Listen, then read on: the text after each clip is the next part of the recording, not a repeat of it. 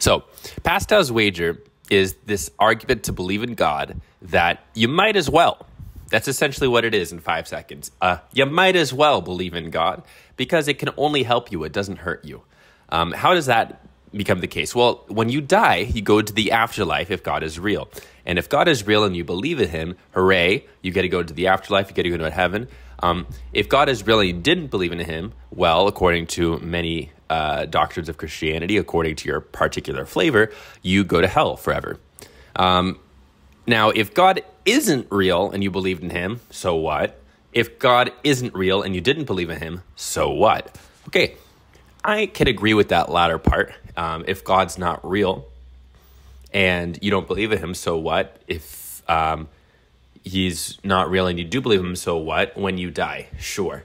And this is the argument of, Pascal's wager. You put it up in this kind of Punnett square here, and you could see clearly, okay, well, if that's the case, then I might as well believe in the existence of God. 2 challenges with this that I'd like you to consider. One is kind of a logical challenge, and 2 is a much bigger thing, I think, that the wager doesn't point to. Okay, so challenge 1 is that you can't choose to believe in something. And this kind of goes to some arguments about free will. But if you believe in something, it's not something you're actively doing, right? If you're actively choosing to believe in something, that means you are, in a sense, lying to yourself. You either believe in something passively, right? You're convinced of something, and your brain is like, okay, I believe this is true, or you don't, right? You can't choose to, no, I'm going to believe in the thing now, to the extent as far as I'm aware. Now, maybe you can kind of meditate and trick yourself into believing kind of like in a hypnotic way, which I suppose is maybe the only thing you could do if you don't believe in the existence of a God and want to believe in the existence of a God, just kind of live in a monk-like state for your life until you kind of just convince yourself that God exists. But you cannot simply say, well, I don't believe the earth is flat, but I'm going to choose to believe the earth is flat. Therefore, I believe the earth is flat. That's not choosing to believe something. That's lying to yourself. So the whole premise of Pascal's wager falls apart here. You can't choose to believe in something. You are convinced of something, and you believe in it automatically. And the second premise of Pascal's wager that I think is much bigger and much more challenging is that Pascal's wager does not consider the fact that if God doesn't exist, it's not just no real loss there, right? No, you are throwing away your entire life. If God doesn't exist, maybe you should add a third column here, which is saying, well, if God doesn't exist, that means there is no afterlife, likely, as we understand it. We're just going to, I'm being a bit butchering with all these kind of, supernatural and mystical ideas and divine ideas here, but bear with me. If God doesn't exist, that means the afterlife doesn't exist. That means that actually our one life that we're aware of on this physical world, where I'm making this video and you're watching it, this is everything. So if God doesn't exist and this is everything, then the most important thing is this life and its existence. And so if you choose to believe, somehow let's just swallow the pill, say you can choose, okay?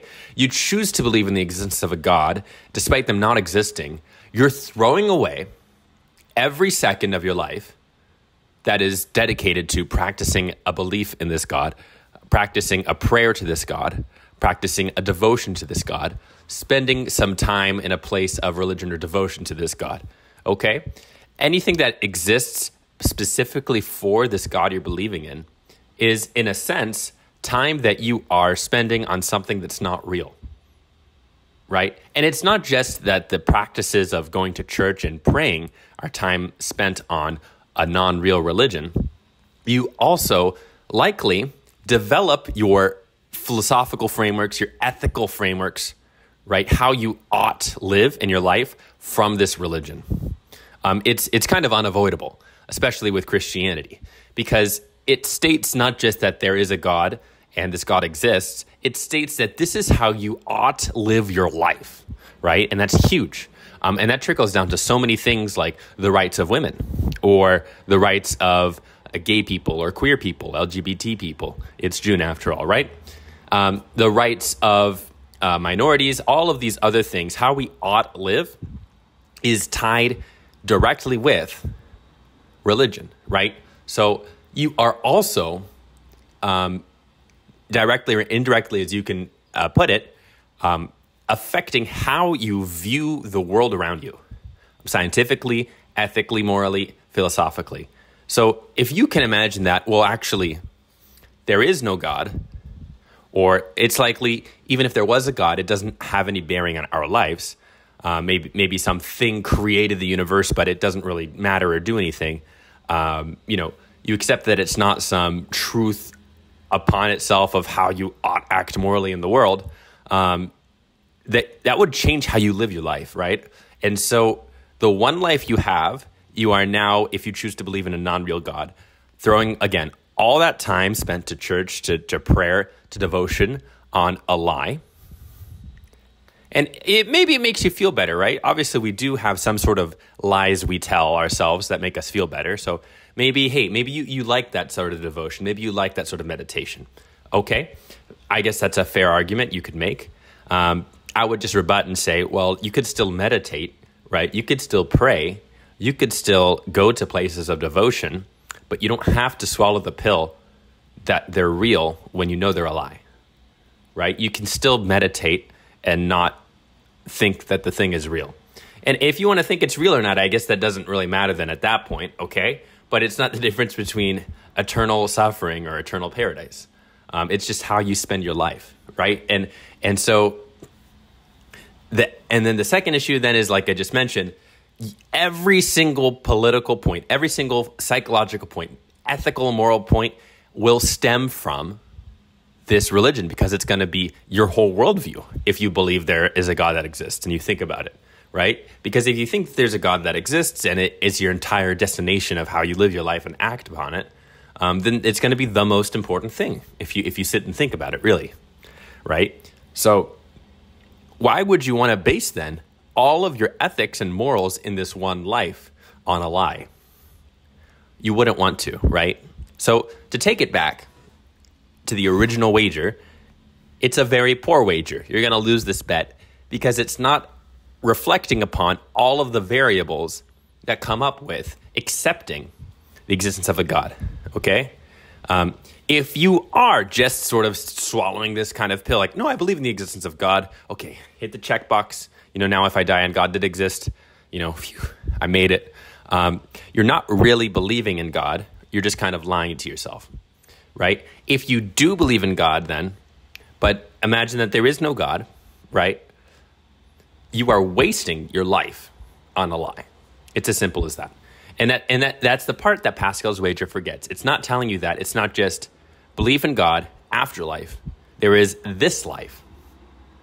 And then there is the proposition that this life is our only life, okay? I'm going to make an analogy to the world of sales and marketing. And if you think of yourself as like a C-level, like a CEO of some company, and you get sales calls from sales reps all the day on the phones, and they're saying, I want you to buy this. I want you to take a look into our company. I want you to look at this software. They say you might as well, right? As a Pascal's wager, say you might as well believe in Christianity. If it's real and you believe in it, you get all the benefit. If it's not real and you believe in it, it's whatever. Same thing with the salesperson to the CEO. If this software you see as a benefit and you buy it, then that's all the benefit. If the software you see is not a benefit and you don't buy it, no harm, no foul. So you might as well give me your time and we can spend on looking over the... No, you have to think about it. The reason the business person will reject so many sales pitches, most sales pitches they hear, is because they value their time, right? If you were to take the same philosophy of Pascal's wager and apply it in a day-to-day situation, no work would ever get done because every person in business would be hearing every pitch, taking every sales meeting ever, because you would be thinking, well, might as well, right? It can only help me. There's no hurt. Maybe, sure, you don't buy it, you don't move forward, it didn't work out for you, no harm, no foul.